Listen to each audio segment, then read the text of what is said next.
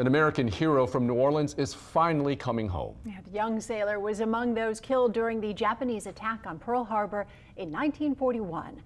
Paul Murphy tells us how Stewart's mate, First Class Cyril Doucette, is now being reunited with his family. Torpedoes ripped through the USS Oklahoma on December 7, 1941, during the Japanese attack on Pearl Harbor. 21-year-old Cyril Isaac Doucette, a cook from New Orleans, was trapped below deck during the bombing. He was among the 429 sailors and Marines who died as the ship sunk into the Pacific Ocean. To me, he is my American hero. Doucette's family members got the news they've been waiting for generations. Cyril is finally coming home from the war. He was buried as unknown for nearly 76 years in a cemetery called the Punch Bowl. New DNA testing has now positively identified the young sailor.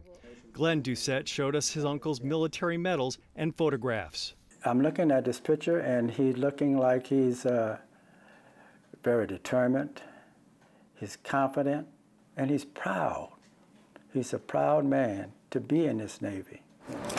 Artifacts from the Oklahoma are on display at the National World War II Museum in New Orleans. The museum has a partnership with the Department of Defense to help identify the remains of 40,000 service members from the war. Every little effort that we can make to further bringing those heroes home is something that we should all do as Americans. Diamond Doucette says bringing his uncle home will give his family closure. We always knew that one day he will get his recognition.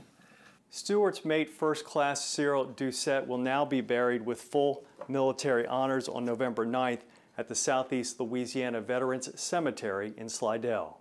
And I just hope that, he's be home and finally at peace. Paul Murphy, Eyewitness News. Now, one time, the city of New Orleans named a Nord playground after Cyril Doucette. That park in Gentilly Woods has since been decommissioned, but the Doucette family is now hoping the city will reopen that playground.